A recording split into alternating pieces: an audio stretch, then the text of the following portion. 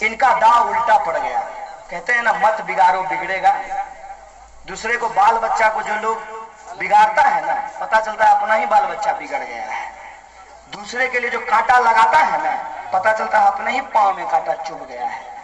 बेसी होशियार बनना कभी कभी बड़ा नुकसानदेह होता है। नया नया लड़का साइकिल सीखेगा ना तो हाथ छोड़ के चलाएगा। रे बाबू, हैंडल पकड़ने के लिए है, छोड़ने के लिए नहीं है। और जब हैंडल छोड़ के चलेगा मुंहे भरे गिर जाएगा। नया नया गृह मंत्री बने, इनको लगा देश इनके बाबूजी का है, घोषणा कर दिए कि पूरे देश में एनआरसी लागू करेंगे।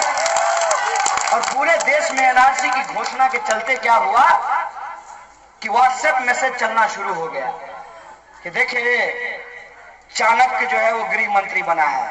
माथा का बाल उड़ जाए ना तो सब चाणक्य नहीं हो जाता है। तो पता चलता है हर तीसरा चौथा आदमी भारत में चाणक्य है, क्योंकि सबका माथा का बाल उड़ जाता है। ऐसा नहीं होता है। जैसे अभी गुजरात में हो रहा है ना, झुग्गी झोपड़ी को ढकने के लिए दीवार खड़ा किया जा रहा है ताकि ट्रंप देख नहीं ले कि भारत में गरीबी है। ढकने के लिए एनआरसी में जो इनका दाव उल्टा पड़ गया, उसको ढकने के लिए ये सीएए लेकर के आए।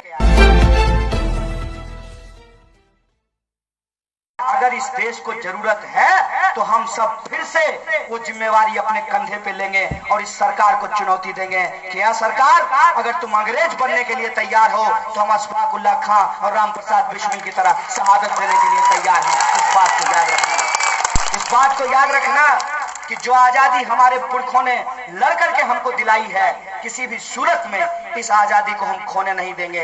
ये जो शान से लहराता हुआ तिरंगा है, इसका सम्मान हम कम नहीं होने देंगे। और जो हमारा संविधान है, जो किसी भी प्रकार का कोई भेदभाव नहीं करता है, आप टीका लगाए हो कि टोपी पहने हो, आपके साथ कोई भेदभाव नहीं करता है।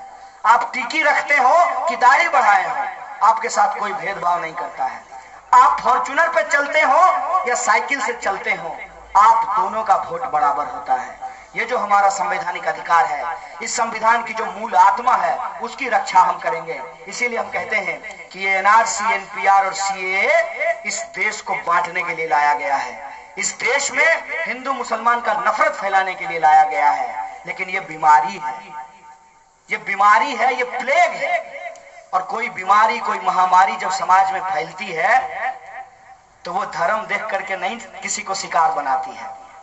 ऐसा नहीं होगा कि डेंगू का मच्छर कन्हैया को काटेगा तो डेंगू होगा और कामरान को काटेगा तो मलेरिया हो जाएगा। ऐसा नहीं है, दोनों को डेंगू ही होगा और दोनों को एक ही इलाज करवाना पड़ेगा। ये हमको समझना पड़ेगा कि ये लाया क्यों गया है। ये अमित शाह जाते हैं अपनी रैलियों में और जनता से पूछते हैं कि जो लोग सीएए का विरोध कर रहे हैं वो इस देश में लोगों की नागरिकता देने के खिलाफ हैं। मैं भी आप सब लोगों से ये पूछना चाहता हूँ, आप इस देश में किसी को नागरिकता देने के खिलाफ हैं? ऐसे नहीं, हाथ उठा करके बताना पड़ेगा। किसी को नागरिकता देने के खिलाफ नहीं है ना? तो ये झूठा झूठ काहे बोल रहा है? क्यों झूठ बोल रहा है? ये झूठ इसलिए बोल रहा है ताकि सीएए का जो मुखालफत कर रहे हैं, जो विरोध कर रहे हैं, वो एक तरफ रैली निकालें, उनका ध्रुवीकरण एक तरफ हो, और जो सीएए के समर्थन में होंगे उनका ध्रुवीकरण दूसरी तरफ हो। जो लड़ाई व्हाट्सएप पे चल रही है उसको लखीसराय के बाजार में ये करवाना चाहते हैं। हर गली नुक्कड़ चौराहों में ये दंगा फैला करके अपनी राजनीति की रोटी सेकना चाहते हैं। हम साफ साफ कहते हैं कि सीएए लाने की जरूरत क्या थी, जब देश का कानून पहले से ये कहता है कि भारत में आने वाले किसी भी व्यक्ति को शरण दी जाएगी। ये हमारी परंपरा है। आप रात को घर में सोए हुए हैं, कोई दरवाजा खटखटाएगा और कहेगा हम राहगीर हैं, हमको 2 रोटी दे दीजिए, और सोने के लिए आपके दरवाजे पे कोना में सो जाएं, तो आप मना कीजिएगा? ये हमारी परंपरा है। साईं इतना दीजिए जामे कुटुंब समाए, मैं भी भूखा ना रहूं, साधु ना भूखा जाए। यही हमारी संस्कृति है ना। इस संस्कृति वाले देश में जहां पहले से ये कानून था, ये नया कानून लाने का जरूरत क्यों पड़ा? ये नया कानून लाने का जरूरत इसलिए पड़ा कि एनआरसी के नाम पर जो ये पूरे देश में हिंदू मुसलमान करना चाहते थे, इनका दांव उल्टा पड़ गया। कहते हैं ना, मत बिगाड़ो बिगड़ेगा। दूसरे को बाल बच्चा को जो लोग बिगाड़ता है ना, पता चलता है अपना ही बाल बच्चा बिगड़ गया है। दूसरे के लिए जो कांटा लगाता है ना, पता चलता है अपने ही पांव में कांटा चुभ गया है। बेसी होशियार बनना कभी कभी बड़ा नुकसानदेह होता है। नया नया लड़का साइकिल सीखेगा ना तो हाथ छोड़ के चलाएगा। रे बाबू, हैंडल पकड़ने के लिए है, छोड़ने के लिए नहीं है। और जब हैंडल छोड़ के चलेगा मुंहे भरे गिर जाएगा। नया नया गृह मंत्री बने, इनको लगा देश इनके बाबूजी का है, घोषणा कर दिए कि पूरे देश में एनआरसी लागू करेंगे। और पूरे देश में एनआरसी की घोषणा के चलते क्या हुआ कि व्हाट्सएप मैसेज चलना शुरू हो गया कि देखिए चाणक्य जो है वो गृह मंत्री बना है। माथा का बाल उड़ जाए ना तो सब चाणक्य नहीं हो जाता है। तो पता चलता है हर तीसरा चौथा आदमी भारत में चाणक्य है, क्योंकि सबका माथा का बाल उड़ जाता है। ऐसा नहीं होता है। जैसे अभी गुजरात में हो रहा है ना, झुग्गी झोपड़ी को ढकने के लिए दीवार खड़ा किया जा रहा है ताकि ट्रंप देख नहीं ले कि भारत में गरीबी है। ढकने के लिए एनआरसी में जो इनका दाव उल्टा पड़ गया, उसको ढकने के लिए ये सीएए लेकर के आए हैं। अब नया मैसेज चल रहा है कि देखो एनआरसी होगा ना तो हिंदुओं का नाम भी कट जाएगा, लेकिन देखे मोदी जी को सीएए लेकर के आ गए हैं। जिनका जिनका नाम कट जाएगा ना उनको सीएए के तहत नागरिकता दे दी जाएगी। देखो भाजपा का दोस्त बड़ा खुश होकर के आया। उसको हम पहले समझाते थे कि देखो एनआरसी का दिक्कत क्या है। अगर एनआरसी होगा तो कागज के आधार पे खाली मुसलमान का नहीं हिंदुओं का नाम भी कट जाएगा, क्योंकि भारत का अगर इतिहास पढ़ोगे तो जो मुसलमान आज भारत में रह रहे हैं वो पाकिस्तान से नहीं आए हैं, वो भारत में ही रह गए हैं। विभाजन जब हुआ तो यहाँ से मुसलमान गए हैं, मुसलमान आए नहीं है। यहाँ पर गैर मुसलमान आए हैं, यही इस देश का इतिहास है। अगर कागज ढूंढा जाएगा तो जितनी परेशानी मुसलमानों को उठानी पड़ेगी उससे ज्यादा परेशानी गैर मुसलमानों को उठानी पड़ेगी।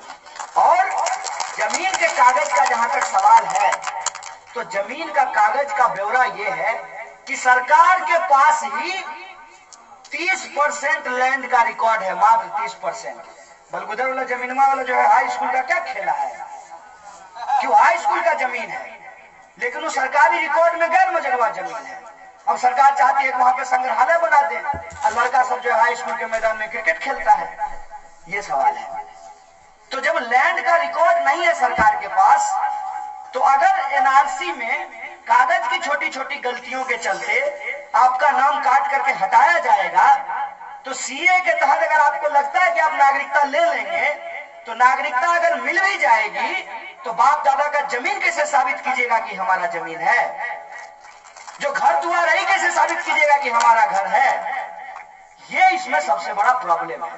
और एनआरसी में जो कागज की गलती है वो अजीबोगरीब है। अजीबोगरीब ऐसे है कि माँ का नाम है, बाप का नाम है, भाई का नाम है, दूसरा भाई का नाम काट करके हटा दिया गया है। वो तो तारबूज था, मम्मी पापा गए मॉर्निंग वॉक पे तोड़ करके ले आए थे उसको। ऐसा हो सकता है कि माँ नागरिक हो, बाप नागरिक हो, भाई नागरिक हो और दूसरा भाई नागरिक नहीं हो? ऐसा क्यों होता है ये समझ लीजिए। मेरे पिताजी का नाम जयशंकर है। अंग्रेजी में JAI भी जय होता है और JAY भी जय होता है। मेरे सर्टिफिकेट में बाबूजी का नाम JAI जयशंकर लिखा हुआ है और भाईवा के कागज में JAY जयशंकर लिखा हुआ है। तो बाबूजी थे के बने हैं? आई और वाई के फेरा में दूगो बाप है, ऐसा थोड़ी हो सकता है। अब कागज की जो छोटी छोटी गलतियां हैं, आप कोई लोग अपना कागज उठा करके देख लीजिए। आपका बीए के सर्टिफिकेट में पप्पा का स्पेलिंग कुछ और होगा, IMA के सर्टिफिकेट में कुछ और होगा। जन्मता लोग जो है मार्च में, सर्टिफिकेट पे जनवरी लिखा होता है। जन्मता लोग 85 में है, सर्टिफिकेट पे 87 लिखा होता है कि नहीं होता है? आप वोटर आईडी उठा करके देख लीजिए, नाम आपका रहेगा, फोटो जो है हो सकता है आपके चच्ची का लगा हुआ हो उसमें। ये स्थिति है। ऐसी परिस्थिति में कागज की छोटी छोटी गलतियों को आधार बना करके लोगों का नाम जब काटा जाएगा तो ये कह रहे हैं कि सीए के तहत नागरिकता दे देंगे। सीए के तहत नागरिकता लेने के लिए पहले नागरिकता छोड़नी पड़ेगी ना। गणेश जी के मूड़ी पे हाथी जी का मूड़ी लगा तो हाथी का मुड़ी लगाने से पहले भोला बाबा गणेश जी का गर्दन काट दिए त्रिशूल से। तो पहले नागरिकता जब आप छोड़ेंगे सीए के तहत नागरिकता लेने के लिए आपको शरणार्थी बनना पड़ेगा, और जब आप शरणार्थी बनेंगे तो आप अपने बाप दादों की जमीन को अपना जमीन कैसे बताएंगे। तो जब नागरिकता जाएगी तो खाली नागरिकता नहीं जाएगी, बाप दादा का जमीन भी जाएगा, वोट देने का अधिकार भी जाएगा, नौकरी कर रहे हैं तो नौकरियों छूटेगा, और बैंक का खाता भी सील होगा। ये तमाम लोगों को समझना चाहिए। इसीलिए हम लोग बार बार कह रहे हैं कि इनका जो तर्क है कि हम घुसपैठियों की पहचान करेंगे, तो घुसपैठियों की पहचान करना हो, आप उदाहरण के लिए समझिए कि गांव में भेड़िया घुस गया है तो बस्ती में आग लगा दिया जाए, गांव में चोर घुस गया हो तो पूरे गांव के लोगों को थाना में जाकर के परेड करवाया जाए। नोटबंदी के वक्त क्या किया गया था? यही किया गया था। लोग जो गरीब लोग हैं, नहीं मैंने गांव महिला होती है, रात को आए हैं, घर वाला कपड़ा खोल के रखे हैं, कुर्ता थोड़ा सा टेब लिए, उसको पता है कि भोरे जो है ये पैसा इधर उधर कर देंगे, तो 100-200 रुपया निकाल के जमा करती है। जो पैसा जमा की थी बेचारी परेशान हो गई। अब बताएं कैसे दुल्हा को कि 20,000 जमा किए हुए हैं। आप अच्छा बताएंगे नहीं तो बदलेंगे कैसे 20,000 रुपया। अब गठरी में जिसका पैसा बंधा हुआ है, चुक्का में जिसका पैसा जमा है, सब पैसा सब नकदी। और ग्रामीण बैंक की हालत आप जान लीजिए, सारे ग्रामीण बैंक की शाखाओं की हालत खराब है। सब लोग अपना नकदी पैसा जमा कर दिया, और आज सरकार की तरफ से अर्थव्यवस्था की जो दुर्दशा हुई है, तो आप देखिएगा दुकान सब बंद हो रहा है। अगर आप अपने लखीसराय बाजार को ही ध्यान से देखेंगे, अगर 10 गो चाउमीन का ठेला चल रहा होगा तो 8 गो बंद हो गया होगा, अब 2 गो चल रहा होगा। लोगों के पास नकदी की ऐसी कमी आई है कि छोटा छोटा लोग चीज खरीदने की स्थिति में नहीं है। पार्ले जी बिस्कुट नहीं खरीद पा रहे हैं।